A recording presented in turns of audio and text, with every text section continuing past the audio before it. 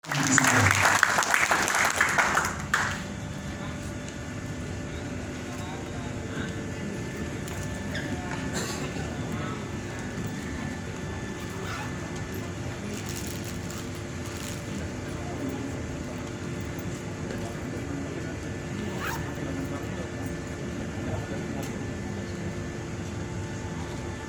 sore. Salam sejahtera buat kita sekalian. Assalamualaikum. Om Swastiastu, Namo Buddhaya, salam kebajikan. Terimalah salam sejahtera kita. Shalom. Shalom. Shalom. Shalom. Damai negeriku. Maju bangsaku. Damai negeriku. Maju bangsaku. Damai negeriku. Maju bangsaku. Amin. Terima kasih. Yang saya hormati Dewan Pertimbangan Pusat DPRU Partai Indonesia Damai, yang saya hormati Dewan Pendiri Partai Indonesia Damai, Dewan Penasehat dan Dewan Kehormatan Partai Indonesia Damai, serta yang saya hormati teman-teman yang datang jauh-jauh dari daerah. Saya dengar dari Kalimantan Barat datang di bandara langsung ke sini, dari Papua sejak kemarin, Papua Barat juga yang saya cintai, juga dari Jawa Barat datang satu bus. Luar biasa. Rekan-rekan juga dari DKI Jakarta. Memang Bapak Ibu, kita membatasi jumlah yang datang, makanya semua harus mendaftar, cukup 200 orang. Apalagi kemarin kami juga koordinasi dengan Polres dan Polsek, dengan gugus tugas dan juga PP Kecamatan, dan semua menyenangkan. Tadinya acara kita itu dalam bentuk round table, tetapi karena kondisi negeri ini lagi pandemi, kita menjaga protokol kesehatan dengan 3M itu. Makanya kita membatasi yang datang cukup 200 orang. Di awal sebelum Covid kami merencanakan 3.000 orang yang akan hadiri, tetapi tidak mengapa. Semua sehat-sehat selalu, amin ya. Sebab itu pada sore ini kita patut bersyukur pada Tuhan, karena atas anugerahnya kita boleh ada bersama-sama di tempat ini. Saya juga mengucapkan terima kasih banyak buat teman-teman DPP. Sebelah kiri ada di depan, mereka berjumlah 75 orang. Tepuk tangan buat DPP. Di DPP ini 30% harus perempuan, dan kita di sini beragam etnisnya. Hampir semua etnis ada di sini. Papua ada, NTT, Maluku, Sulawesi Utara, Sulawesi Selatan, semua bergabung karena kita ini Bhinneka Tunggal Ika. Dan kita berharap di DPW, DPC juga melakukan hal yang sama. Dari pendidikan yang paling tinggi, profesor, dari PhD, doktor, sampai yang tamatan S1 dan SMA ada di DPP. Semangat kami cuma satu, kita ingin memberikan yang terbaik buat bangsa di bidang pelayanan politik. Oleh sebab itu, Bapak-bapak, Ibu-ibu sekalian, dalam kesempatan ini kita bersyukur boleh merayakan acara Sumpah Pemuda. Satu nusa, satu bangsa, satu bahasa. Dan kita mendorong supaya teman-teman pengurus di DPP, DPW, DPC selalu menjunjung tinggi persatuan dan menghargai perbedaan.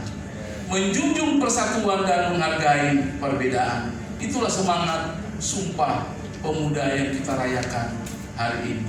Terima kasih buat para pendiri bangsa ini telah meletakkan dasar yang indah dan baik ini.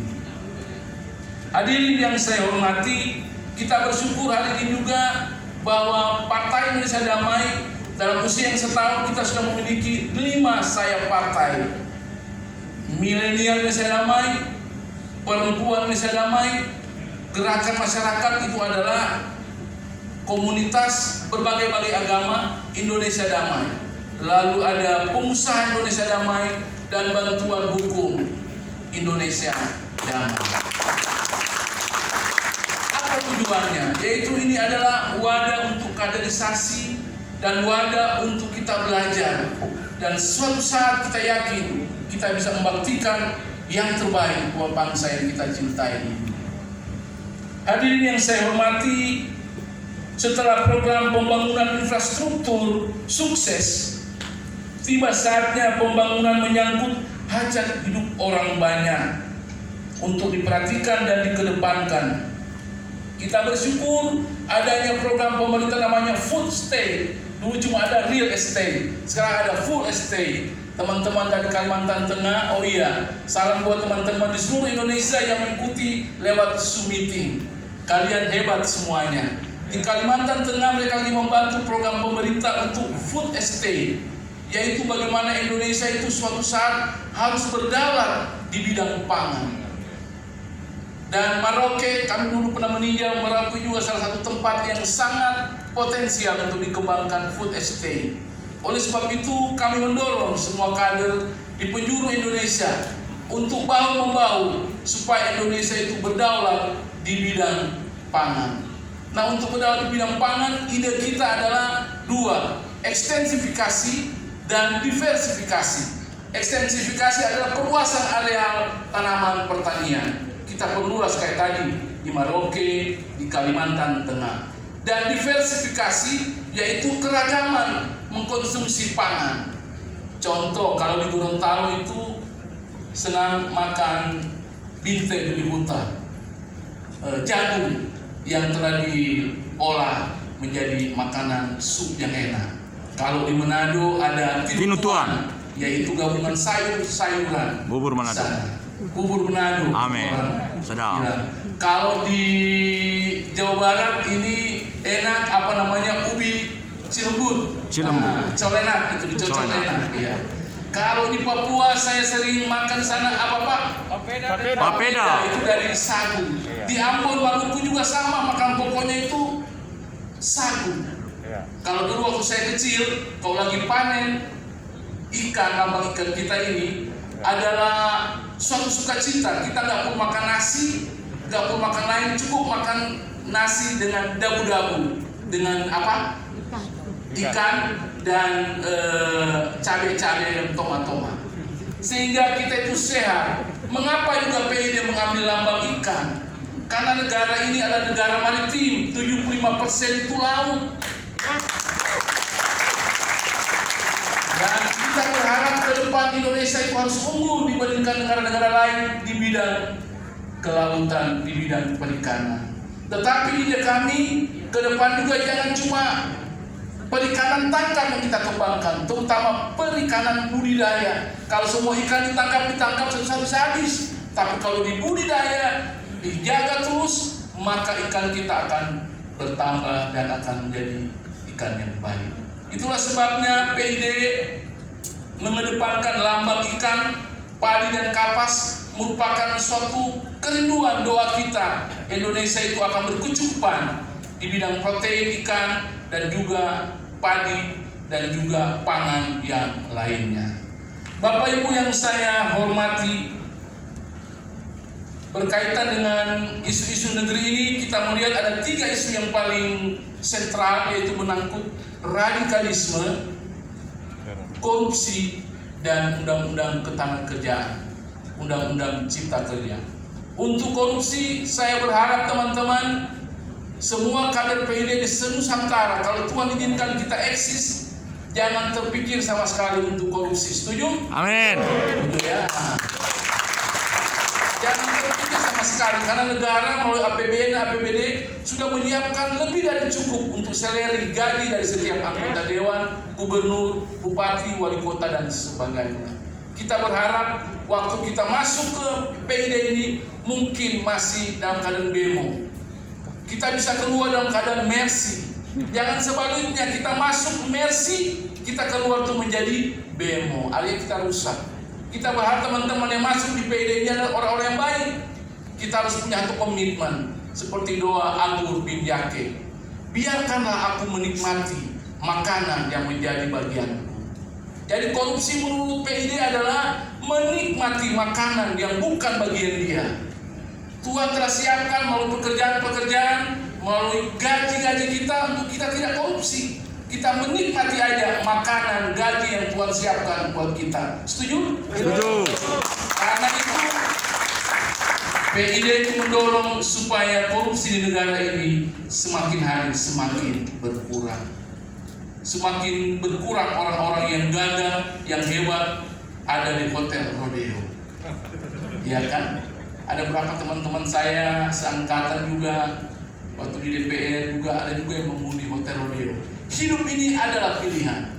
Kata seorang wali kota, kita yang punya hidup ini kalau di politik, satu kanan di Istana Merdeka, satu kiri itu di hotel rodeo. Pilih yang mana? Terserah.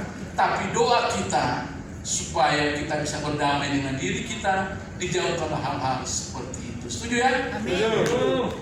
Dan yang kedua adalah radikalisme. PID itu menolak radikalisme dalam bentuk apapun. Masuk lewat politik, masuk lewat ekonomi, masuk lewat agama, PID menolak radikalisme. Kita bisa bayangkan kalau radikalisme itu jalan terus, bagaimana aparat keamanan kita mengurus terus hal-hal yang seperti itu. Kalau mereka juga perlu beristirahat, bertemu keluarga, bertemu sanak saudara, anak-anak. Tetapi kalau negara ini penuh dengan radikal kekerasan, maka mereka tidak punya waktu untuk hal-hal seperti itu. Itulah sebabnya dimanapun kader PID berada, saya mau sampaikan kita menolak paham radikalisme. Kenapa juga sekarang radikalisme di bidang politik? Saya lihat kemarin terjadi kerusuhan karena banyak orang berdemokrasi tetapi tidak sabar. Musuh utama demokrasi adalah ketidaksabaran. Maunya cepat-cepat, maunya ikut jalan pintas sehingga menggunakan berbagai cara. PID menolak hal itu. Oleh karena itu dalam kesempatan ini PID mengatakan kita mendukung pemerintahan Jokowi dan Amin Ma'ruf untuk periode sampai 2024. Setuju? Dan tidak boleh ada kader PID yang ikut dengan hal-hal yang berbau kekerasan, radikalisme dan premanisme dalam bentuk apapun. Doa kita, nama kita Partai Indonesia Damai. Tidak ada kedamaian kalau itu terus ada radikalisme. Kita berdoa supaya Indonesia suatu saat akan dipenuhi oleh orang-orang yang punya budi pekerti, orang-orang yang mempunyai hati yang baik untuk membangun bangsa ini. Sekali lagi saya mau katakan, damai negeriku, Maju bangsaku. damai negeriku. Maju bangsaku. Itu doa Bapak Ibu. Kalau kita ini damai negeri ini, maka maju bangsa kita. Gak mungkin maju kalau kita gak damai. Dan yang terakhir saya mau menyampaikan tentang bagaimana kita menyikapi situasi Indonesia berkaitan dengan tenaga kerja. Ya. Kita bersyukur pemerintah telah mengesahkan Undang-Undang Cipta Kerja. Untuk undang-undang ini Bapak Ibu memang tergantung cara melihat. Saya sama anak saya pun bisa berbeda melihat undang-undang ini.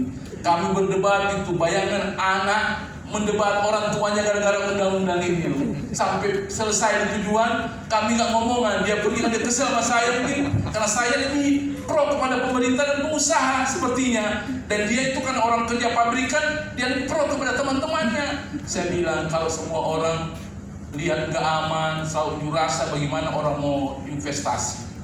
Tetapi Pak, dan dia punya pandangan yang lain, sama-sama benar. Makanya PID mengusulkan buat pemerintah di bidang Undang-Undang Cipta Kerja, cepat-cepat buat peraturan pemerintah berkaitan dengan Undang-Undang Cipta Kerja. Karena kita sudah pelajari ada beberapa pasal yang belum terlalu jelas. Pemerintah perlu membuat peraturan pemerintah untuk menjelaskan pasal-pasal ayat-ayat yang dianggap belum jelas. Apapun yang terjadi, saya yakin Bapak Ibu saudara-saudara kasih bahwa pemerintah ada ini tidak mungkin punya tujuan yang jahat buat rakyatnya, betul? Kalaupun ada kekurangan di sana sini, tugas PID itu mendorong biar pemerintah semakin hebat lagi. Bangsa ini akan hebat kalau ada orang pun punya kelemahan, kita membuat dia jadi kuat. Saya tertarik dengan penasihat PID bilang, Pak Pri, mengapa saya dukung pemerintah? Iya, kenapa Pak? Ya, Pak GL bilang, kita sekarang punya pemerintah lagi lemah karena COVID, karena ekonomi jatuh, penyakit di mana-mana. Kalau sudah lemah, tugas kita itu menguatkan, bukan demi melemahkan lagi. Itulah sebabnya PID itu tidak setuju dengan gerakan-gerakan yang seolah-olah merongrong kedaulatan negara, kedaulatan pemerintah ini. Kita berharap sabar aja, kalau mau menang tunggu aja 2024. Amin. Dan terakhir doa PID supaya kita bisa mengikuti menjadi P4, sekarang baru P2, partai politik. Kita berharap menjadi P4, partai politik peserta pemilu. Dalam riset dan litbang kami menghitung kita punya peluang dapat 10 juta suara. Amin ya. Dengan kursi DPR barangkali bisa sampai 30 kursi. Tidak kita sudah hitung bisa dapat sampai 30 kursi. Dulu di zaman saya ketua fraksi, kita dapat 13. Itu pun masih kurang pinter, kurang berpengalaman, kita dapat 13. Doa saya dan doa kita semua, kalau Tuhan berkenan, PID bisa sampai 30 kursi. Nah, mudahnya cuma satu. Pulang dari ini, deklarasi ini, kami juga sudah mempersiapkan rencana. Teman-teman, mulai besok pagi sudah berhenti ke Sumatera Utara untuk mengkoordinasi tentang persiapan verifikasi Menkumham dan KPU. Hari Jumat ada juga teman pergi ke Riau.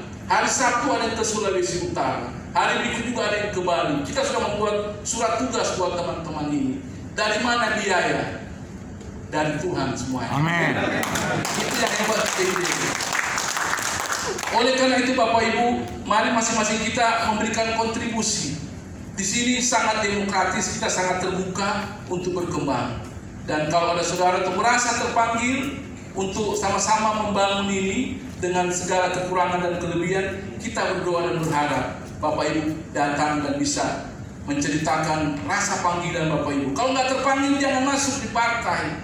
Kita datang bisa keluar jadi demo. Tapi kalau kita terpanggil, datang demo bisa keluar mercy. Ngerti kan? Datangnya bisa orang biasa jadi pinter di parlemen. Inilah doa dan syukur kita di tengah-tengah ulang tahun yang ke-1. Kita ini sudah di 34 provinsi. Ini bukan Tuhan.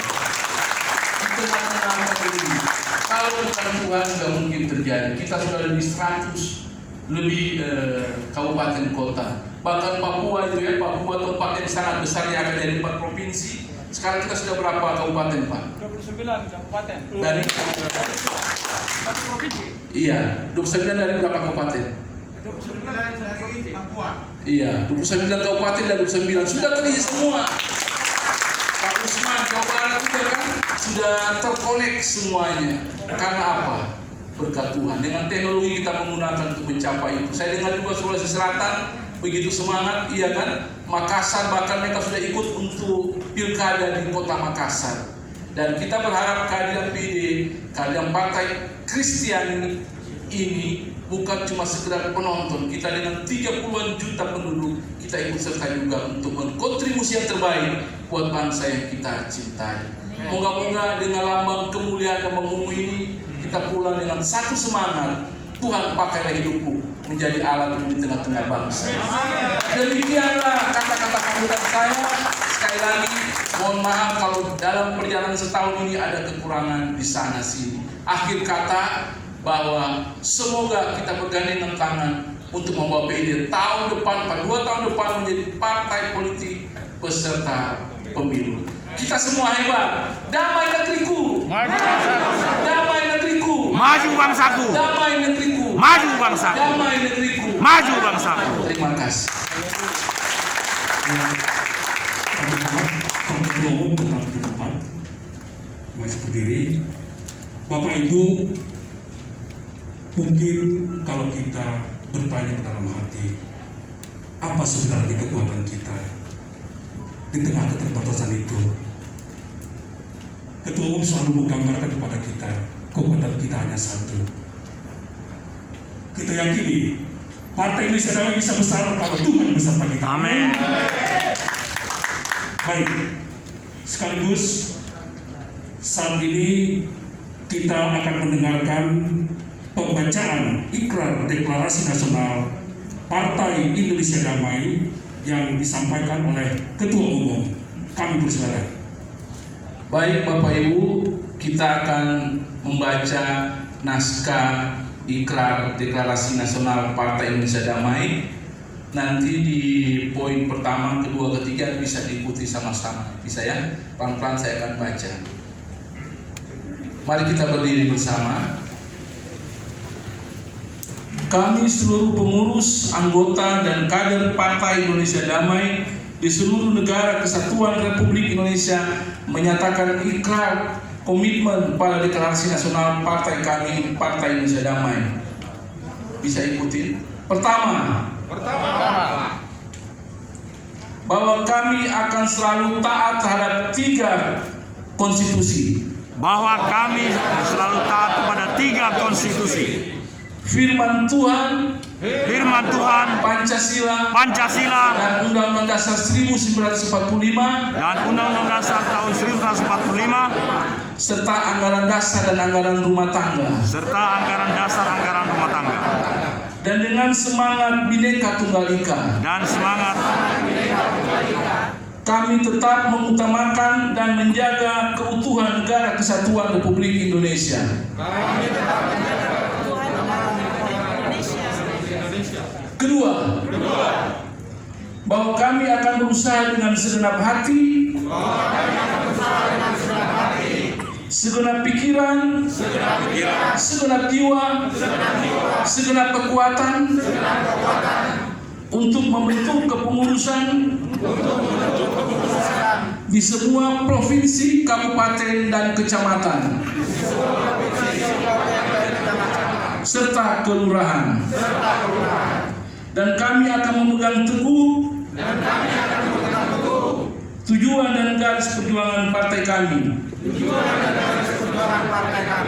demi tegaknya kebenaran firman Tuhan dan tegaknya hak-hak ibadah umat Tuhan. Ketiga, bahwa kami akan berusaha dengan segenap hati, segenap pikiran, segenap jiwa, dan segenap kekuatan kami untuk meloloskan partai kami menjadi partai politik peserta pemilu. Semoga Tuhan menyertai kita semua. Terima kasih, silakan dulu.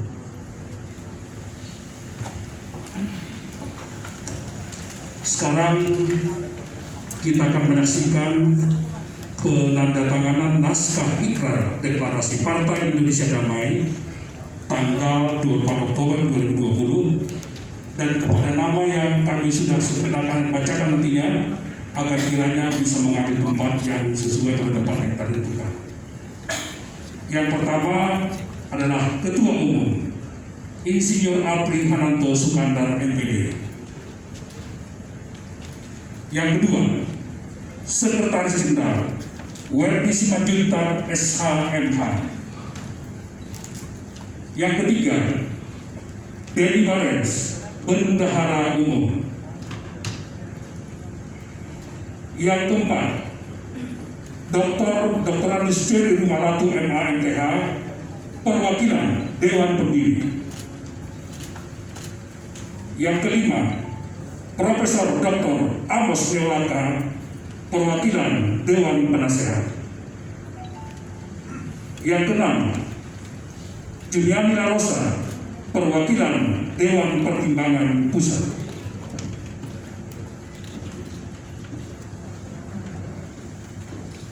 Yang ketujuh, Dr. Usman Poncos Mintonga SH MTH, Ketua DPW PID Jawa Barat.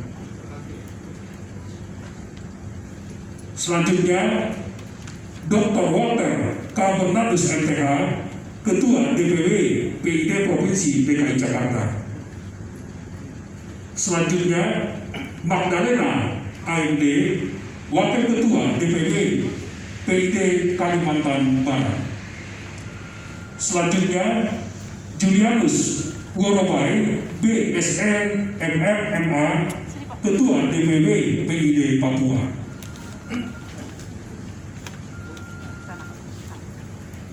Kemudian perwakilan DPC, Sam Ariel Ekson SH, Ketua DPC PID Kota Depok.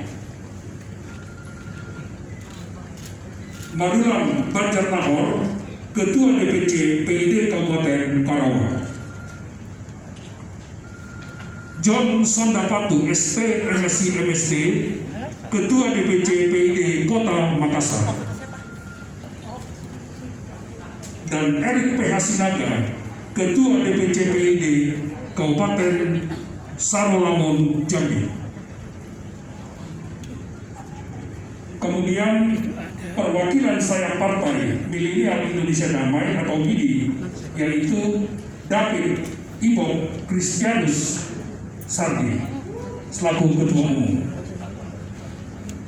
Kemudian perwakilan sayap partai Perempuan Indonesia Damai atau PIDI, Melani El Momosidi STH selaku Ketua Umum.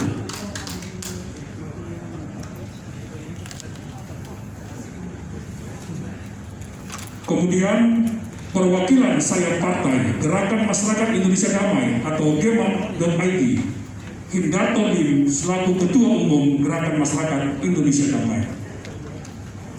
Kemudian perwakilan sayap partai Komunitas Pengusaha Indonesia Damai atau KPID, Yenti Nurdin selaku anggota.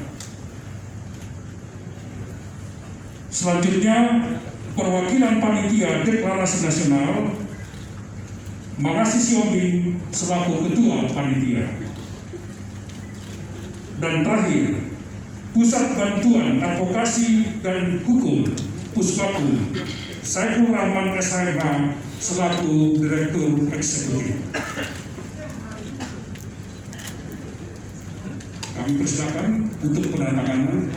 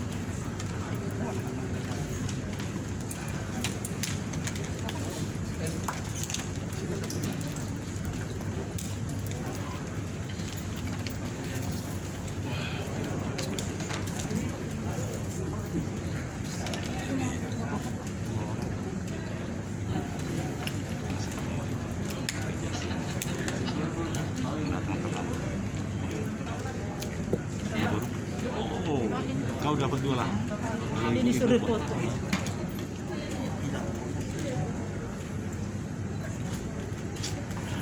Senyum Bapak, senyum.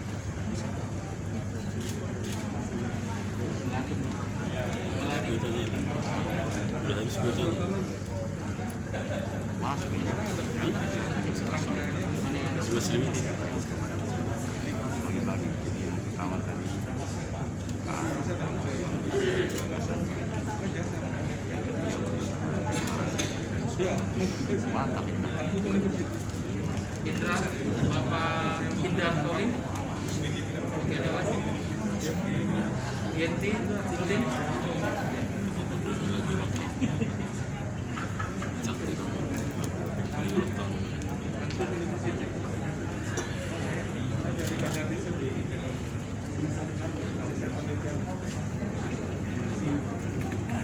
Pak Mangasih, Ketua.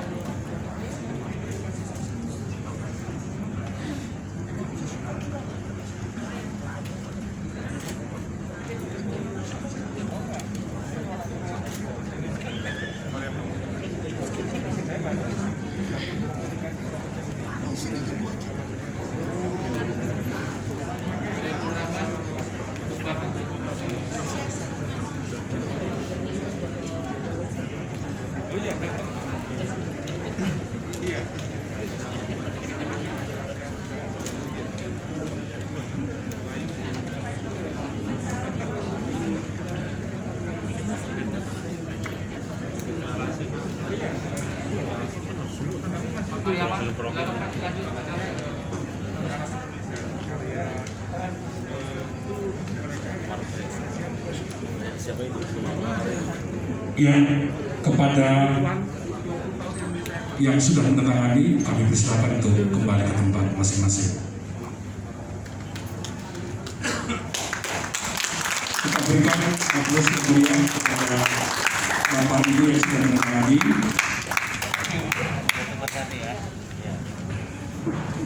Bapak Ibu dan saudara-saudara sekalian, dari kita sudah mengikuti acara. Demikian acara sudah berjalan dengan baik. Sadar atau tidak sadar, ini semua berkat dari Tuhan. Amin.